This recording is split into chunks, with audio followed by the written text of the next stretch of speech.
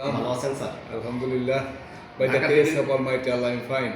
ঢাকা টিভির পক্ষ থেকে স্যার আপনাকে ধন্যবাদ। তোমাকেও ধন্যবাদ। জি স্যার। স্যার, নির্বাচনের আগের দিন 11 তারিখ আপনার ঢাকা টিভির পক্ষ থেকে আপনাকে একটি সাক্ষাৎকার নিয়েছিলাম। নির্বাচন হয়ে গেল, আপনার দৃষ্টিতে নির্বাচনটি কেমন হলো? ধন্যবাদ সুলেমান মুর্শিদ, ঢাকা টিভির প্রতিনিধি। অনেকদিন পর একটা ভালো নির্বাচন দেখলাম। 1991 সালের পরে আমরা এত ভালো নির্বাচন দেখিনি। আমার দৃষ্টিতে 1991 সালে বিচারপতি শাহাবুদ্দিন সাহেব যখন অস্থায়ী প্রেসিডেন্ট ছিলেন, এটা সেরা নির্বাচন। এরপরে বাজে কিছু নির্বাচন করেছে, ওগুলি নিয়ে কথা বলে লাভ নেই। ডক্টর মোহাম্মদ ইউনূসের নেতৃত্বাধীন সরকার, উনি বলেছিলেন একটা চমৎকার নির্বাচন দেব, সেই নির্বাচন দিয়েছেন এবং জনগণ তাদের পছন্দের প্রার্থীকে ভোট দিয়েছে। ভালো নির্বাচন হয়েছে। নির্বাচন নিয়ে আপনার ভাবনায় কোনো বিষয় আছে যা মেলেনি?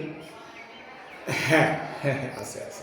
যেমন নির্বাচন সুষ্ঠুতা নিয়ে একটা আশঙ্কা ছিল, কারণ এই সরকারে এখনও 78 জন সচিবের মধ্যে 75 জন আওয়ামী লীগ এবং জামাত ঘরানা, নিরপেক্ষ ছিল 3 জন।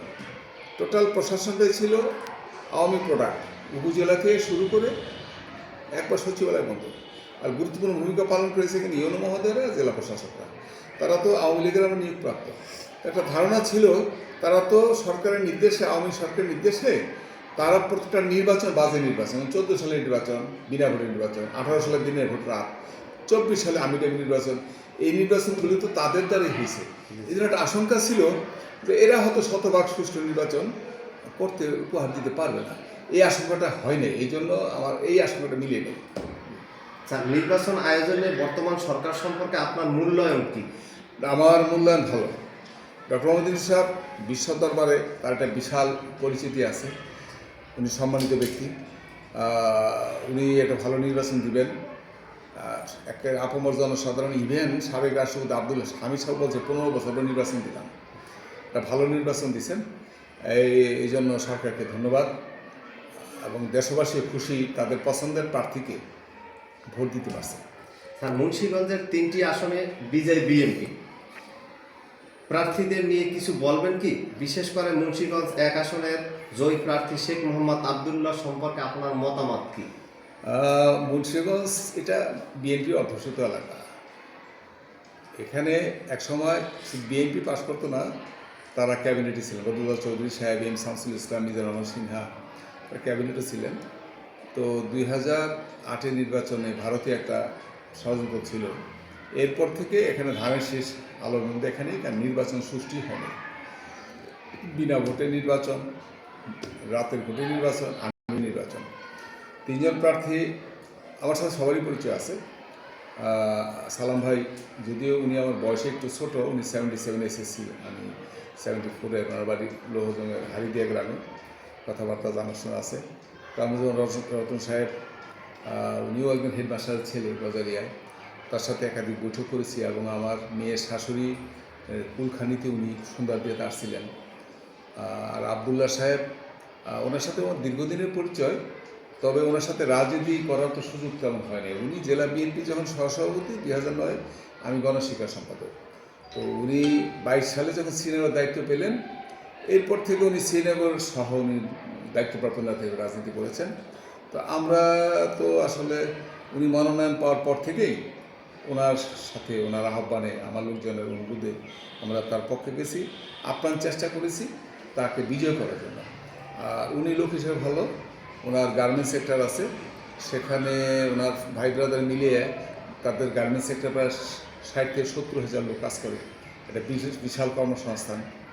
তারপরে উনি আলী আসগরান আবদুল্লাহ কলেজ করেছেন অজপাড়ায়, এটা শিক্ষার জন্য একটা মাদ্রাসা আছে যেখানে প্রায় 40 থেকে 50 লক্ষ প্রতি মাসে 2500 স্টুডেন্ট আছে।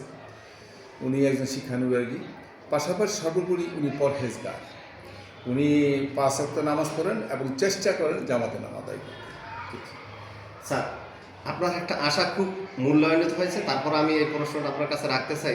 আপনি আশাবাদী ছিলেন নির্বাচন সুষ্ঠু হলে বিএনপি ভূমিধস বিজয় হবে, হয়েছেও তাই। এই নতুন সরকারের প্রতি আপনার প্রত্যাশা কি কি? ধন্যবাদ সুলেমান মুন্সি। প্রত্যাশা অনুযায়ী প্রাপ্তি ঘটেছে, আল্লাহর কাছে শুকরিয়া। শুক্রিয়া। জনগণ দীর্ঘদিন পরে তাদের ভোটাধিকার প্রয়োগ করতে পেরেছে, সরকারকে ধন্যবাদ, তার জন্য আলহামদুলিল্লাহ বলবো। আর বর্তমান সরকার ভূমিধস বিজয় হবে, আগেও বলেছি, সব জায়গায় বলেছি, তো হয়েছে তাই। এই সরকারের কাছে তো প্রত্যাশা থাকবেই। আর তাছাড়া অনেক আছে এমপি, যেমন আমার দুজন ক্লাসমেট এমপি হয়েছেন, সেলিম ভিয়া, শহীদুল চেজনি, ঢাকা ইউনিভার্সিটিতে আমরা একসাথে এমএড করেছি। তারপরে আসাদুল্লাহ সাহেব উনি যখন পিএইচডি করেন, সে এই মালয়েশিয়াতে উনি একদিন দাওয়াত দিয়ে খাইয়েছিলেন আমাকে তার বাসায়। আমাদের কায়কবর সাহেব, উনি মালয়েশিয়াতে সানিকে কি একটা জায়গার নাম ছিল, ভুলে গেলাম, উনি দুদিন আমাকে দাওয়াত দিয়ে খেলেন, একদিন বাসায় আর একদিন কেএফসিতে। অনেকে পরিচিত আছে আমার। সরকারের কাছে প্রত্যাশা অনেক, একজন সিনিয়র সিটিজেন হিসাবে আমার প্রত্যাশা খুব কম। একটা হলো স্বাধীনতা, সার্বভৌমত্ব, ন্যায় বিচার, সুশাসন সুরক্ষা করা, ক্লিয়ার। সাথে থাকবে ঘুষ, দুর্নীতি, চাঁদাবাজি, মাদক, দখলবাজি এবং মানি লন্ডারের বিরুদ্ধে কঠোর নীতি সরকার অবলম্বন করবে। ঠিক আছে, এটা কি আমি চাইতে পারি না? আমরাও চাই আপনার সাথে। আমি চাই সরকার মৌলিক অধিকার, ভোটাধিকার, অধিকার এগুলি সব সংরক্ষণ করবেন, গণতান্ত্রিক চর্চা অব্যাহত রাখবেন। আর জাতিকে করতে হলে শিক্ষাকে গুরুত্ব দেবেন, শিক্ষকদের আর্থিক নিরাপত্তা দিতে হবে। এবং দ্বিতীয় বিশ্বযুদ্ধের সময় ব্রিটেনের প্রধানমন্ত্রী চার্চিল বলেছিলেন, যুদ্ধ কতদিন হয় আমি জানি না, তবে শিক্ষা প্রতিষ্ঠানগুলো বাংকার হলেও চালু রাখতে হবে, জাতিকে শিক্ষা থেকে দূরে রাখা যাবে না। সেই কারণে আমি বলবো, শিক্ষাকে সরকার অগ্রাধিকার দিবেন, একটা নাগরিক গড়ে তুলতে একটা সহায়ক হবে। এবং শিক্ষায় যারা নিয়োজিত, শিক্ষকদের আর্থিক নিরাপত্তার বিষয়টি সরকার দেখবে। এর বেশি আর কি চাইতে পারি আমি। আপনার সুনির্দিষ্ট মতামতের জন্য আপনাকে আমি ঢাকা টিভির পক্ষ থেকে ধন্যবাদ। সাথে সাথে সুলাইমান মুন্সি ইউটিউবেও আপনাকে স্যার স্বাগত। ধন্যবাদ সুলাইমান মুন্সি। তো একটু ভালো লাগলো যে নির্বাচন আগের দিন তুমি যে আমার সাক্ষাৎকার নিয়েছিলে, অনেক কিছু বলছে তুমি। জি স্যার। আমরা এখন আশা করব আজকে কিছুক্ষণ পরে আমাদের তারেক রহমানের 4টার সময় ক্যাবিনেট ফর্ম করবেন। উনি সংসদ নেতা হয়েছেন, উনি 10টা এমপি নির্বাচিত হয়েছেন। তার সরকার যেন সফল হয়, মানুষ যেন সরকারের প্রতি, মানুষ, মাহাতির মোহাম্মদ 22 বছর একটানা প্রধানমন্ত্রী ছিলেন, আজকে সিঙ্গাপুরে দীর্ঘদিন যাবৎ ক্ষমতা, সরকার যেন মুখ ফিরে না হয়। সরকারের কর্মকাণ্ডে যাতে মানুষ খুব অল্প সময়, 1 বছর 2 বছর পরে যাতে ঘুরে না দাঁড়ায়। আমাদেরকে মনে রাখতে হবে, জামাত কিন্তু অপ্রত্যাশিত ফলাফল করেছে, অপ্রত্যাশিত, যেটা কল্পনাই করে না। বিএনপি 209টি আসন পেয়েছে, তার জোট 213, একটা নির্বাচন এখনও বাকি আছে। তো সেই হিসাবে বিএনপিকে মনে রাখতে হবে, এবং যারা নির্বাচিত হয়েছেন এমপি সাহেবরা, আপনাদের জনগণের সাথে ভালো ব্যবহার করতে হবে, ন্যায় বিচার করতে হবে, এলাকার উন্নয়ন করতে হবে, সম্পদের সুষম বন্টন করতে হবে সরকারকে। তা না হলে কিন্তু যে জামাত, ওরা কিন্তু একটা আদর্শিক দল। জামাতে কিন্তু অধিকাংশ সবাই শিক্ষার দিক দিয়ে অনেক উপরে, ওরা কিন্তু সংসদ জীবন গরম রাখবে, মাঠও তপ্ত রাখবে। এই কারণে এইটা যাতে মাঠ যাতে গরম করতে না পারে, মাননীয় প্রধানমন্ত্রী তারেক রহমান সাহেবকে খুব সতর্কতার সাথে তার সরকার চালাতে হবে। ধন্যবাদ সুলাইমান মুন্সি। আসসালামু আলাইকুম।